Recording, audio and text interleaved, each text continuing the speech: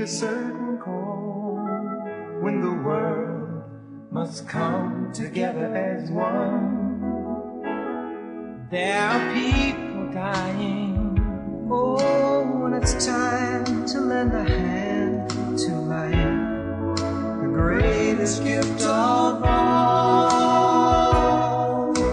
We can't go on pretending day by day that someone somewhere will soon make a change. We all a part of God's great big family. And the truth, you know, love is all we need. We are the world. We are the children. We are the ones who make it brighter than day. So let's start giving. There's a choice we're making. We're saving our own lives. It's true, we make a better day, just you and me.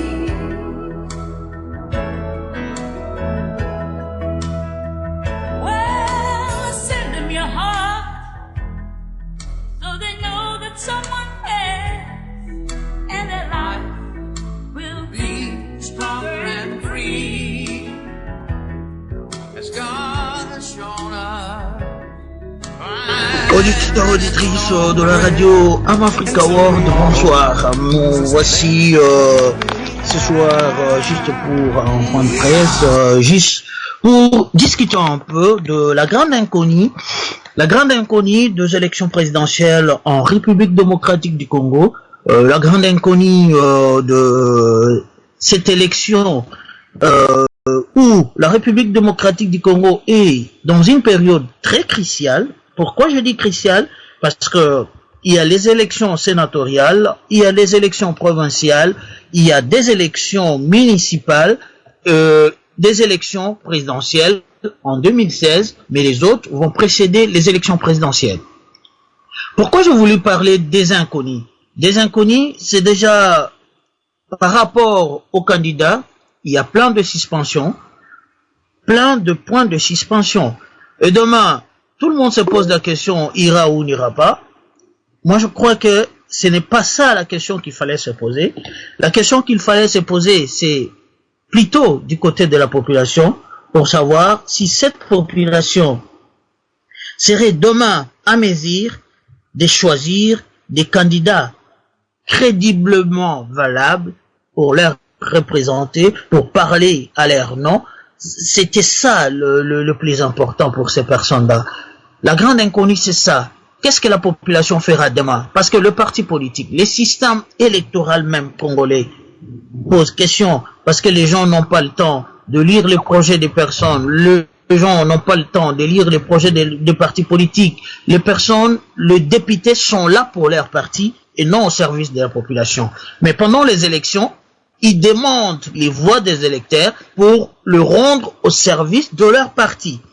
Ça, c'est la grande inconnue. Je crois qu'aujourd'hui, c'est aux Congolais de l'étranger, aux Congolais, aux associations congolaises, de faire ce travail de sensibilisation populaire pour leur dire, c'est le peuple lui-même qui achète sa misère. C'est le peuple lui-même qui met sa misère dans les urnes. C'est le peuple lui-même qui augmente sa souffrance en votant des candidats qui ne valent pas. Je vais donner un exemple simple. Quand vous votez pour une personne, une seule personne, ça c'est un danger parce que la personne, même s'il va au Parlement sur les 500 parlementaires, parce qu'en République démocratique du Congo, il y a 500 parlementaires, 118 sénateurs, 108 sénateurs. Vous imaginez, vous avez voté pour une personne, qu'il soit bon ou pas, et qu'il a 107 en face de lui. Qu'est-ce que sa voix représente? Rien. Qu'est-ce que ses pensées et ses idées vont représenter? Rien.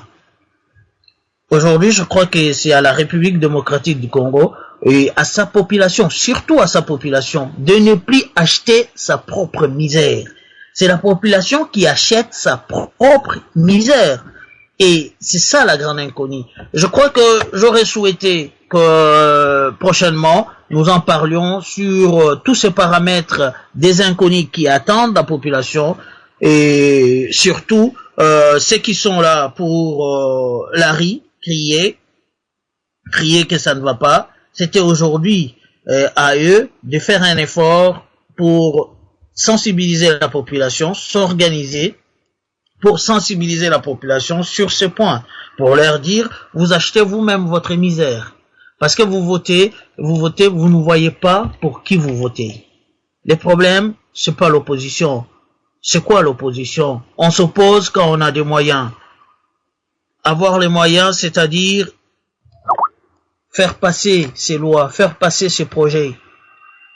Aujourd'hui, je ne sais pas la priorité c'est quoi. Est-ce qu'il n'y a pas moyen aujourd'hui à la République démocratique du Congo de commencer à revoir quoi?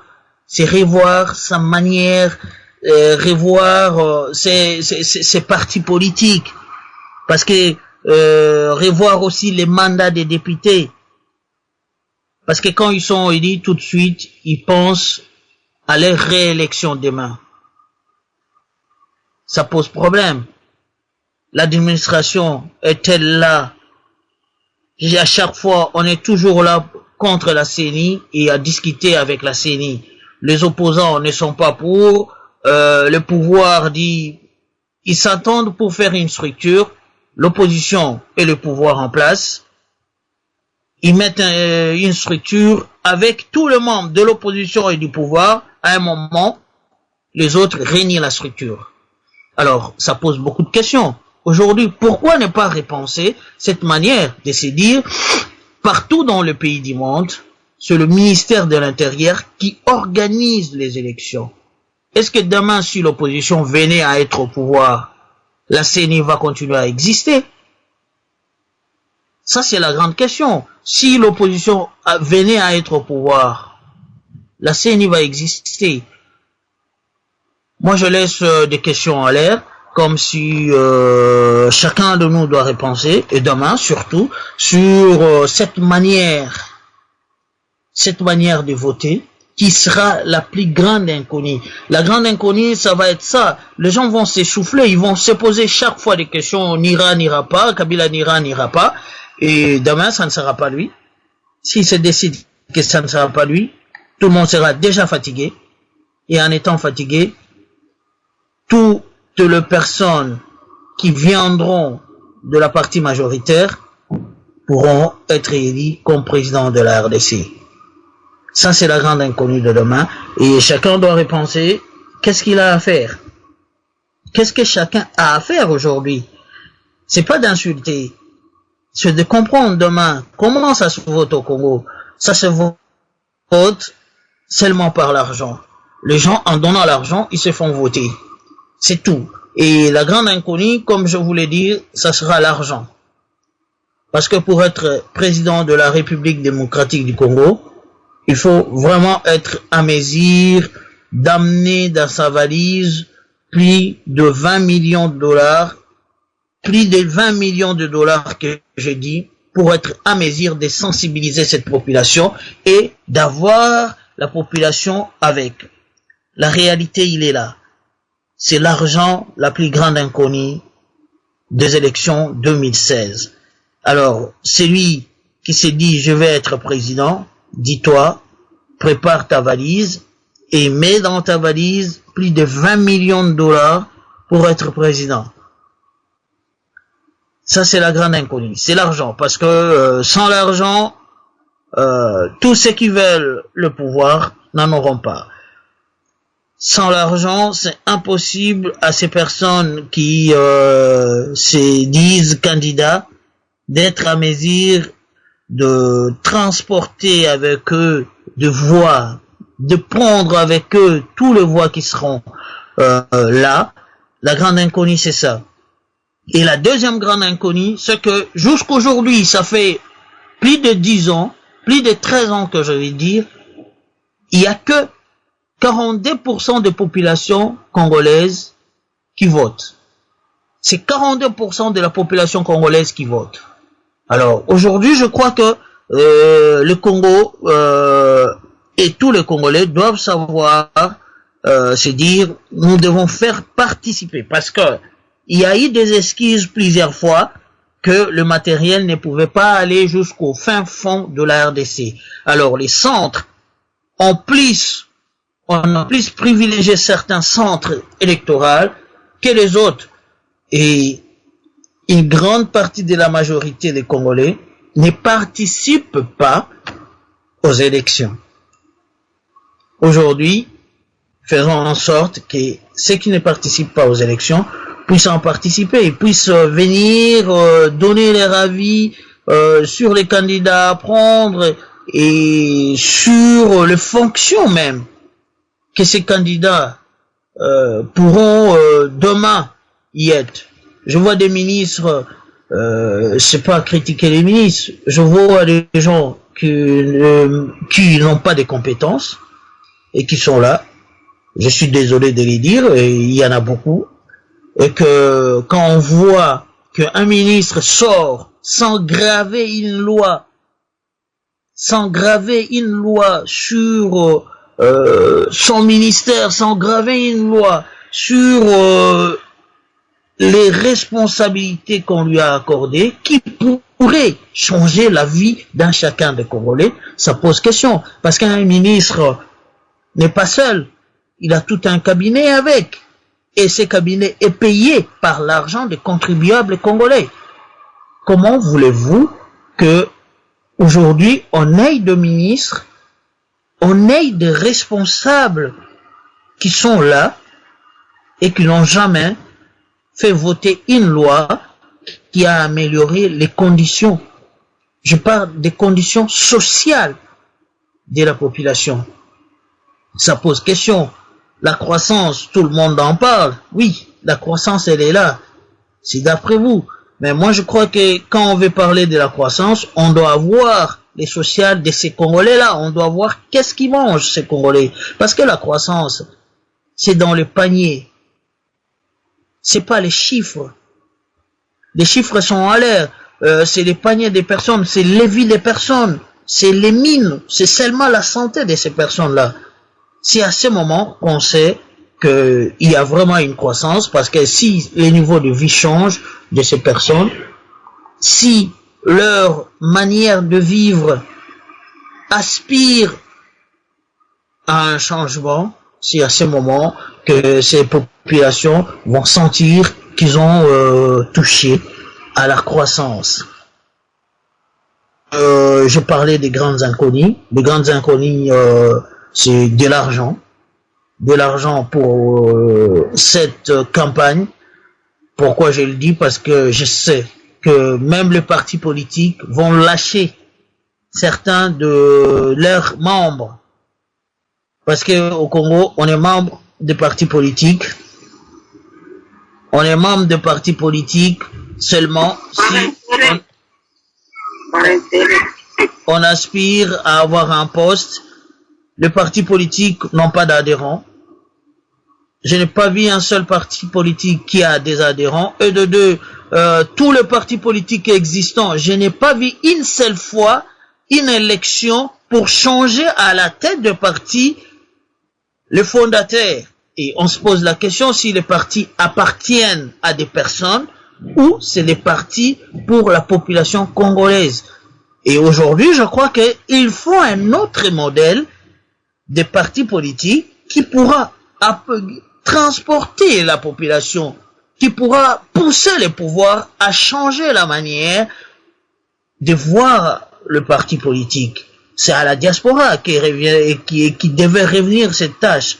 Et aujourd'hui, je crois que la diaspora, je ne sais pas si elle dort, et que il faut courir derrière pour réveiller, pour bousculer les gens, peut-être. Ça pourrait changer quelque chose. Je me pose des questions. Aujourd'hui, je crois que c'est à la diaspora de voir, de réfléchir et de comprendre une chose. Que ça ne suffit pas de parler, ça ne suffit pas d'avoir une belle gueule, comme disent les Français, avoir des très beaux mots, avoir une facile expression. Non. On en a vu. Moi, je me suis toujours posé la question, est-ce qu'il faut avoir des cheveux tout blonds et des barbes tout blanches pour être sénateur? Non, je ne crois pas. Je ne sais pas si aussi les personnes qui ont été là depuis 65 et qui sont toujours jusqu'aujourd'hui au Parlement, au Sénat, qui n'ont jamais rien changé, est-ce que dans le mandat prochain, qui pourra encore faire mieux que ce qu'ils n'ont jamais fait? Ça, c'est la question. Je crois qu'aujourd'hui, la grande inconnue, je dis, c'est l'argent. Moi, en tout cas, j'encourage tous les Congolais de l'étranger d'aller au pays, de postuler à n'importe quel poste, et surtout, je leur dis de bien réfléchir pour se dire, je suis en mesure d'apporter quelque chose. Apporter quelque chose, ce n'est pas crier dans la rue, ce n'est pas mettre des photos, mettre tout ce qu'on pourrait faire. Hein? Le problème, c'est que nous devons être en mesure de mobiliser, de sensibiliser et être dans le bon sens. Et avoir toujours ce bon sens avec. Le bon sens, ce n'est pas des insultes. Le bon sens, on sait, c'est que moi je sais qu'il y aura toujours des gens qui ne seront jamais contents.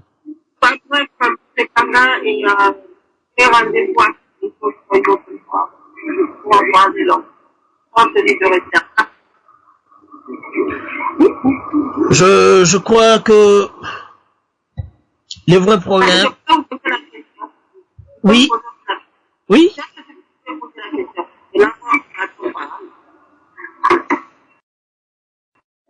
Oui, j'allais dire ceci, hein. Bon, compte tenu aussi de retard que vous avez commencé, rassurez les auditeurs de vous écouter vendredi prochain ou alors une autre fois pendant la semaine pour en parler à long et à large de ce sujet sur l'inconnu de l'élection 2016. Mais selon vous, M. Kanga, soyez un peu objectif, selon vous, qu'est-ce que vous pensez par là? Parce que pour moi, ce qui me dérange un tout petit peu, c'est que le gouvernement issu des élections 2011 s'est avéré démissionnaire et que maintenant, ils sont en train de préparer une sorte de transition, si on peut dire. Est-ce que le pays est bien habitué à des transitions d'ailleurs? Eh bien, il y a un gouvernement d'union nationale qui va sortir d'ici là. Soit demain, soit lundi ou mardi, hein, on va prononcer. Tout est déjà mis en place, mais ils attendent le moment venu pour le prononcer. Alors, ce gouvernement qui a rendu démissionnaire le gouvernement issu de 2011, va-t-il faire le miracle pour changer le Congo? Apparemment, on voit encore des annonces comme quoi il y a encore au Kasaï là-bas quelques génocides, je ne sais pas, il y a encore des massacres. Eh bien, bon, maintenant, Monsieur Kanga, je ne sais pas si vous me suivez très bien, ma question c'est celle-ci. Avec tous ces données-là qui est présenté dans ces pays, gouvernement issu de 2011, rendu démissionnaire, il se prépare un gouvernement d'union nationale. Pourquoi un miracle, nous ne savons pas. Pour moi, c'est un partage de butin. Et voilà, le peuple n'a rien à voir dedans, il ne verra jamais le miracle. Et puis, on dit qu'il y a des élections en 2016. On se demande d'ailleurs, pourquoi ne pas laisser ce gouvernement issu de 2011 poursuivre le fin de son mandat en 2016 et renouveler moyennant les élections présidentielles, un nouveau gouvernement. Et maintenant, il y a maintenant la transition. Et cette transition, le gouvernement de l'Union nationale, on attend même dire que Roger Lumbala va descendre au Congo et qu'il a été amnistié parce que Kabila est bien champion pour amnistier, signer tout ça là. Donc celui-là, déjà pour moi, je mets de côté. Eh bien, en 2016 là, est-ce que ça promet si vous dites l'inconnu de 2016? Qui est cet inconnu? Moi, je trouve que ce pays, ça commence à bien faire. Je vous repasse la parole. Déjà, je vais vous dire que le gouvernement de 2011 a démissionné, et démissionnaire, oui. Mais sauf que il y a encore le président. Et c'est le président qui va encore... Un président, excusez-moi, un président à titre honoraire, à titre honorifique. président jusqu'au le jour qui va passer le flambeau au nouveau président élu. Ce que les gens ignorent, c'est quoi? Quand on nomme un premier ministre, il est obligé de suivre les lignes. Le gouvernement qui va être nommé va tout faire pour chercher à reconduire soit Kabila ou à faire élire un membre de la majorité présidentielle. Parce que déjà dans ces gouvernements, moi je vous affirme qu'il n'y aura pas des opposants radicaux. Il y aura des opposants. Par opposants, je parle de tous ces groupes de Kengo et les autres. Et ceux, le radical, comme le Vital Kamerhe, les Tshisekedi, seront ipso facto écartés. Vous voyez, je vais encore vous dire la manière dont le gouvernement s'est fait, se font. Je ne vois pas quel est le miracle qui va être fait. Je vais vous donner un exemple. On puise seulement parmi les députés, ces députés médiocres et qui finissent par devenir des ministres. On puise souvent, des fois dans les Sénats avec cette médiocrité, ces personnes qui ont travaillé, qui n'ont jamais rien donné et qui vont revenir. L'exemple est là. Il y en a plein qui sont revenus. Je ne vais pas citer les noms. Je crois que la réalité, pour changer les choses, il faut renverser la table. Vous avez parlé tout à l'heure de Roger Lumbala. Moi, je sais, l'amnistie de Roger Lumbala, c'est un piège pour lui. C'est un piège à souris. C'est lui qui ne sait pas que c'est un piège à souris. Quand il sera à Kinshasa, il y aura toujours des choses qui vont chercher à le provoquer et il finira en prison. Je crois, moi, que Roger Lumbala, quand il mettra ses pieds à Kinshasa, vous verrez vous-même, après combien de temps s'il va continuer à rester en liberté. Moi, je crois à ça. Parce que il y a plein de choses derrière, il y a plein des infractions derrière que Roger Lumbala n'a pas encore dans sa tête, que ces infractions seront mises sur la table, pas par Kabila, mais par son entourage, pour qu'il soit en prison. Ça, je suis sûr de ça. Et la deuxième chose, je voudrais vous dire que pour moi, je ne crois pas au miracle. Parce que pour croire au miracle aujourd'hui, il faut changer la manière même des députations provinciaux, comment se font. Les gens sont au service de leur parti au lieu d'être au service de la population. Le jour qu'on arrivera à changer les rôles pour que les gens deviennent au service de leur population qui les ont donné des voix, et ça changera tout à ce moment. Et aujourd'hui, il faut contrebalancer déjà par des provinces, parce que s'il y a plus de députés provinciaux libres qui ne sont pas attachés dans des partis, ces gens-là vont se sentir libres et ils peuvent dire et porter très loin le message des populations. C'est un peu ça, ma conception aujourd'hui. Je ne crois pas aussi à ce que les gens attendent. Je crois que les gens attendent du miracle. Non, moi je crois que si Kabila n'y va pas, c'est sa femme qui irait. Et les gens vont me croire après. Parce que je crois, s'il ne va pas, s'il ne change pas la constitution jusqu'en 2016, je suis sûr et certain que sa femme qui ira pendant 5 ans, et il sait lui-même, Kabila sait que sa femme a des grandes choses que lui, il peut compter sur. C'est sa popularité, cette manière, je vais dire, caritative de faire les choses au Congo. Et la troisième, parce que ça va être une femme pendant la campagne, et si elle fait campagne, elle va utiliser les thèmes femmes, et ça sera tout pour lui pour gagner. Je ne vois pas quel est le candidat qui peut le mettre hors jeu avec ces thèmes, les femmes, lèvons-nous. Je crois que c'est un peu cette manière qu'elle pourra utiliser pour dire maintenant c'est le moment de la femme doit se lever, la femme doit aussi diriger, et à ce moment toutes les femmes vont ils vont être je vais dire, ils vont être amadoués par cette manière de dire. Les femmes, levons-nous, soyons derrière la femme qui veut aujourd'hui prendre le pouvoir. Et ça va être ça. Je crois qu'il est en train de peaufiner la stratégie et ça va être cette stratégie. Je crois vraiment à cette stratégie. Parce que pour lui, l'exemple de Centrafrique, l'exemple des autres pays d'Afrique, et il va juste ramener ça pour un passage à vide. Kabila ne pourra jamais laisser le pouvoir parce que il y a des dossiers qui l'attendent sur la table. Et il doit à tout prix chercher l'immunité diplomatique, l'immunité qui va le couvrir pour que jamais il soit devant un tribunal.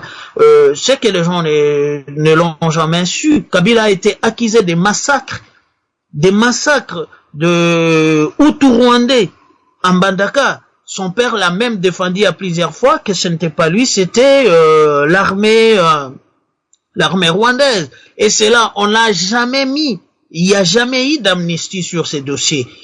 Et c'est les gens qui n'ont jamais compris. Et le deuxième, il y a des choses, on peut l'accuser de détournement du fonds ou de plein de choses. Si c'est une autre personne qui passe là. Et aujourd'hui, je crois que il ne fera que se défendre et garder. C'est maintenant au peuple congolais de penser. Est-ce qu'il faut seulement que les gens s'accrochent au pouvoir? Est-ce qu'il faut seulement qu'on enlève les gens par des armes au pouvoir? Ça, c'est la grande question. Demain, nous devons aujourd'hui c'est aujourd'hui qu'il faut réfléchir. Pourquoi ne pas donner à ces personnes-là ce qu'ils veulent? C'est quoi qu'est-ce qu'ils veulent? C'est après le pouvoir d'être à côté sans être traduit devant un tribunal, sans que sa famille soit humiliée et que lui soit humilié.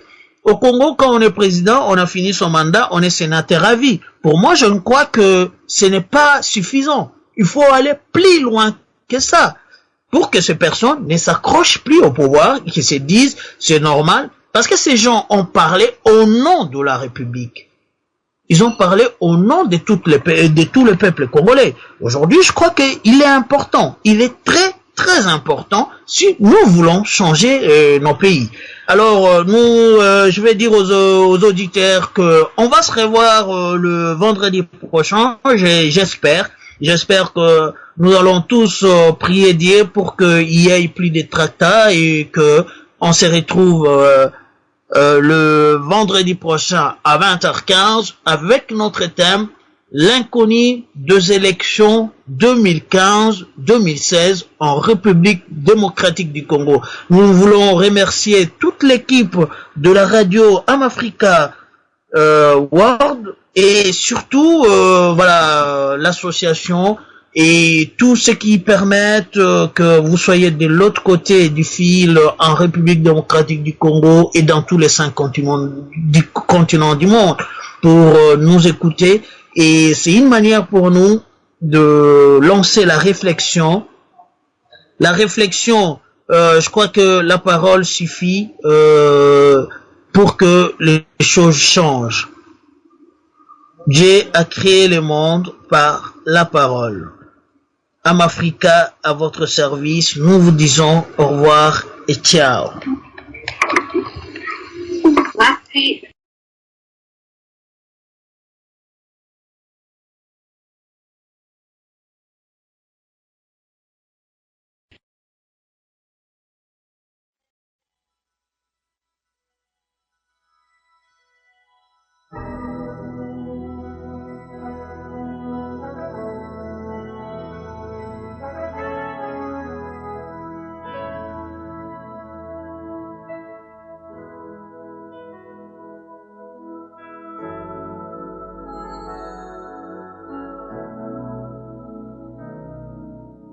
There comes a time when we heed a certain call, when the world must come together as one.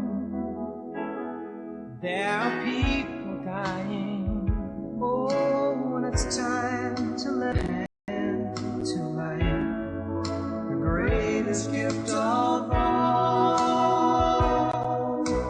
We can't go on pretending day by day that someone